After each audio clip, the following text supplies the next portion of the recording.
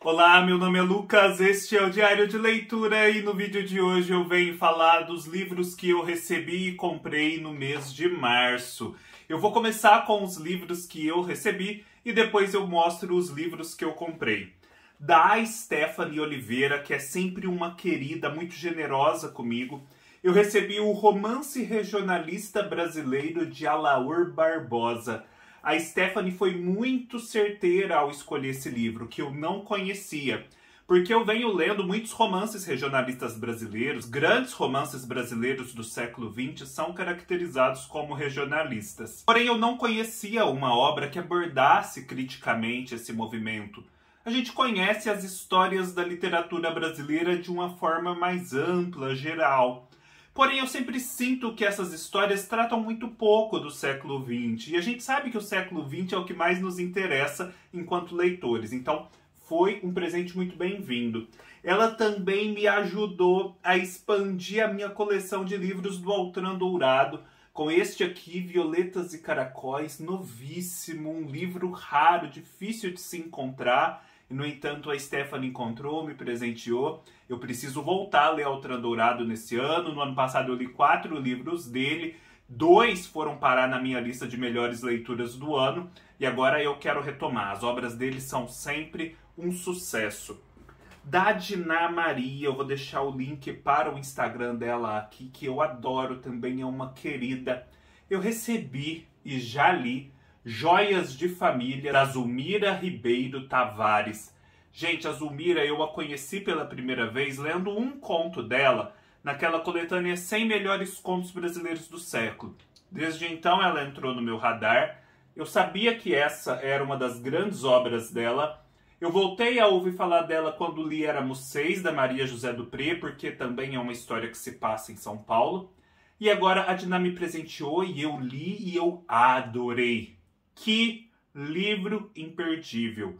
O que essa mulher consegue fazer em tão poucas páginas, com tão poucos personagens, num curto espaço de tempo, num espaço reduzido, é impressionante. Ela consegue contar a história de várias pessoas, dar um panorama de uma sociedade, fazer uma crítica social implacável. É um livro econômico e eficaz, de alta potência, irônico, sarcástico, assim. Ácido é uma palavra ainda mais adequada. Vale muito a pena. Eu quero fazer um vídeo para esse livro porque ele merece. Da editora Fósforo, nova parceira aqui do canal, eu recebi Um Século de Clarice Lispector, Ensaios Críticos, que é uma coletânea que eles fizeram muito bem feita, com novos ensaios de grandes especialistas a respeito da obra de Clarice Lispector.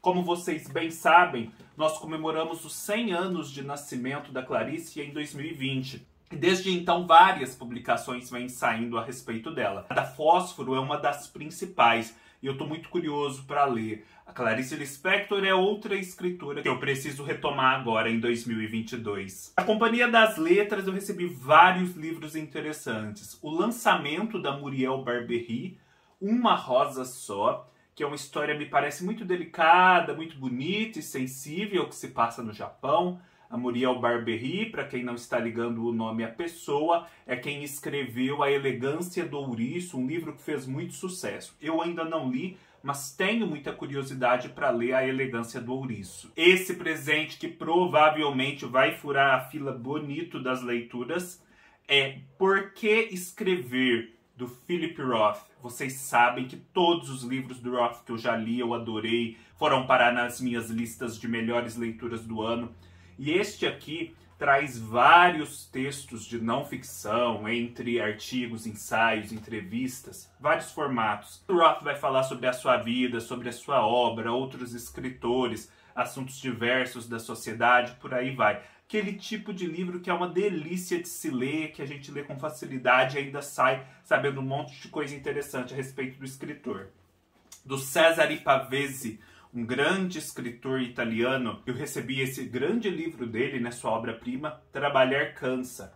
É um livro de poemas, bilíngue, é um poema mais voltado para o cotidiano, sem tanto lirismo, né, no sentido assim, sem tanto distanciamento da realidade, tido como uma obra assim, seminal da literatura italiana. A edição é muito bem feita, tem um prefácio de mais de 70 páginas, 2 textos escritos pelo próprio poeta a respeito dessa obra, além da capa, da qual eu gostei muito. Quem sabe ele possa me ajudar a me aproximar finalmente da poesia, coisa que eu vivo falando que eu vou fazer, mas não consigo.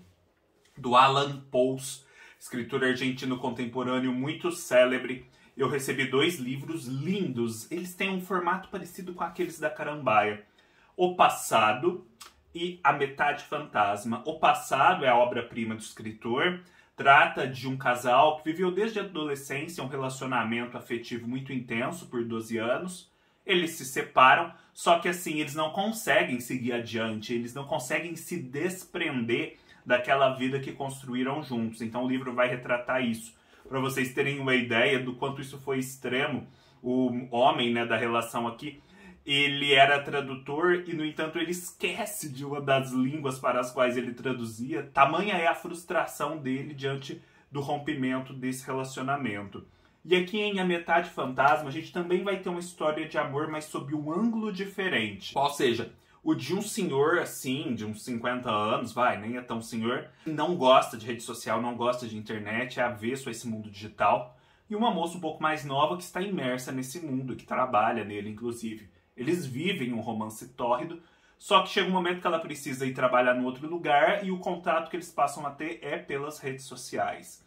Então esse homem vai ter que enfrentar as telas e aprender a amar desse jeito. Então é um livro bem conectado com essa situação atual que nós vivemos. Eu estou pensando num projeto, até gostaria de ouvir a opinião de vocês aqui nos comentários, de leitura coletiva da biografia do Dostoiévski, escrita pelo Joseph Frank. Provavelmente eu vou ler aquela versão completa da EDUSP, mas a gente vai fazer os vídeos de um tal modo que quem estiver lendo aquela biografia resumida, publicada pela Companhia das Letras, que eu também tenho e com a qual eu vou cotejar a minha leitura, vai aproveitar igualmente a série de vídeos e inclusive vai expandir a sua leitura, porque eu vou trazer as informações que não tem na biografia resumida.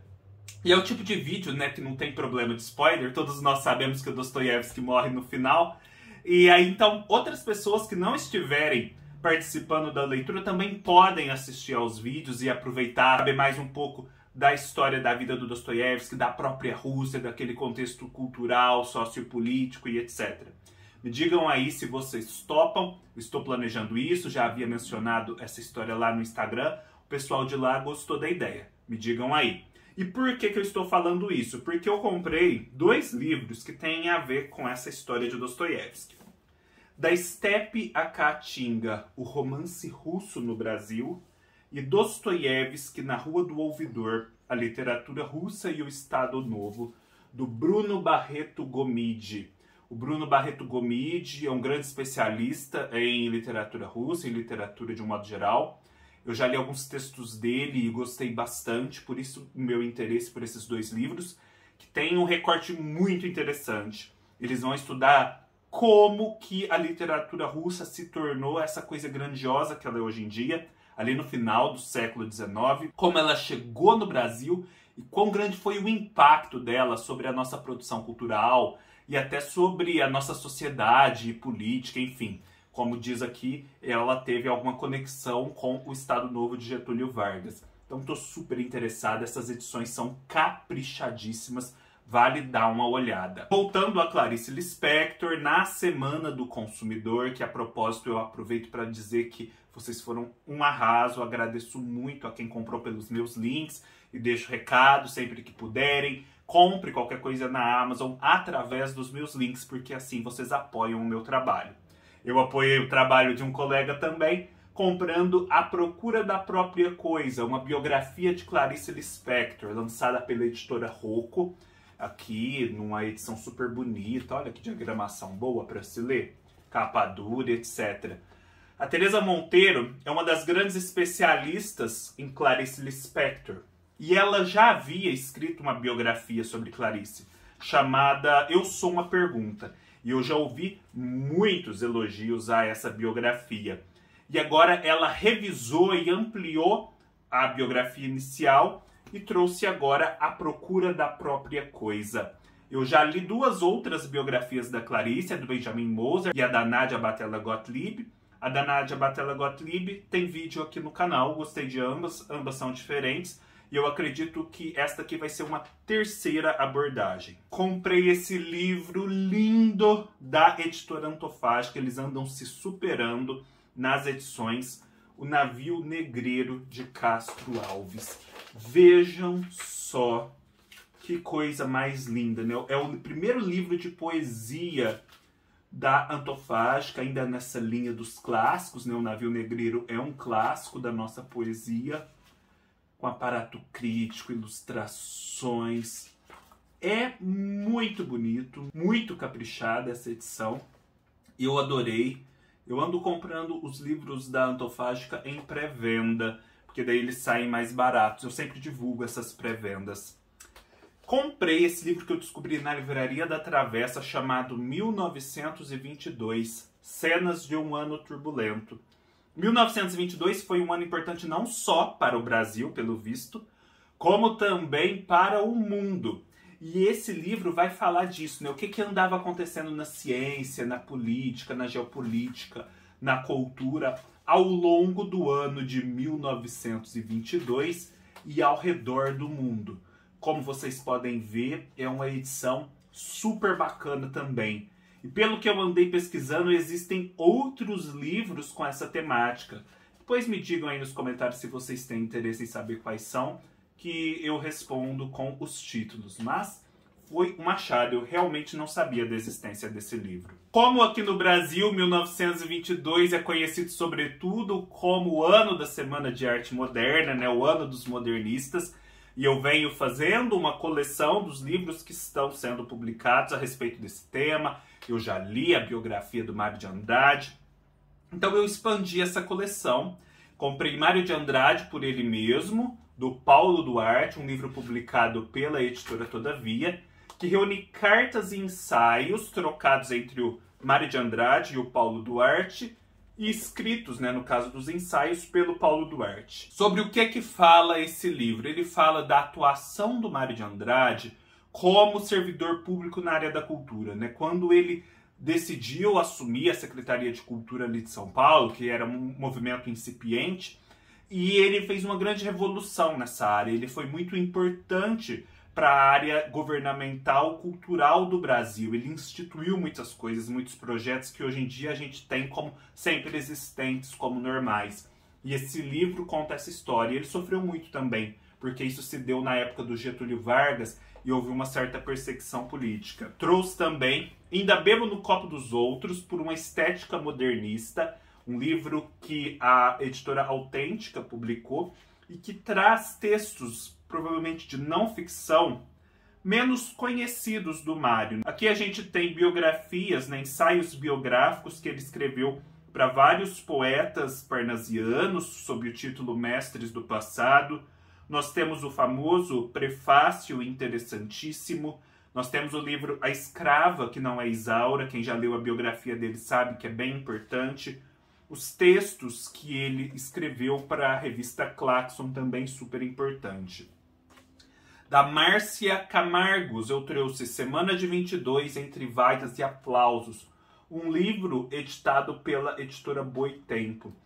Esse livro, gente, na verdade, integra uma coleção que a editora Boitempo tem, chamada Memória e Pauliceia, sobre a cidade de São Paulo. Depois vocês procurem Coleção Pauliceia. Há muitos títulos interessantes nesse mesmo formato, sobre lugares, situações e pessoas importantes da história de São Paulo. Também da Todavia, Lira Mensageira, Drummond e o Grupo Modernista Mineiro, do Sérgio Micheli.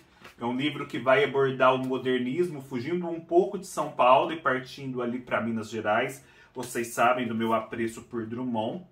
E por fim, 22 por 22, a Semana de Arte Moderna vista pelos seus contemporâneos, que é uma reunião de artigos e matérias jornalísticas que saíram na imprensa da época e que falavam da Semana de Arte Moderna de 22, ou seja, é material de primeira hora, né, fontes primárias a respeito do tema. Dos clubes de livros dos quais eu participo, eu recebi do Círculo de Poemas Dança para Cavalos, de Ana Staregg, que é esta moça aqui da orelha do livro, e essa plaquete chamada Brincadeira de Correr, de Marcela Faria, né, que são os poemas que eles escrevem a partir de uma determinada imagem, no caso, esta que eu estou mostrando aqui. Do Clube Ubu chegaram 2 livros, né, referente ao mês anterior e ao atual. Rapicracia, Fabricando Cidadãos Felizes, de Edgar Cabanas e Eva Illouz. São aqueles livros, né, sobre o mundo contemporâneo que a editora Ubu publica. E Viver uma Vida Feminista, de Sara Ahmed. Eu tenho reunido aqui alguns livros sobre feminismo, nunca li mais detidamente a respeito do tema. Já está chegando a hora de eu, de fato, começar a lê-los. É isso, espero que vocês tenham gostado. Se gostaram, deem um like, deixem seus comentários, se inscrevam no canal e até mais!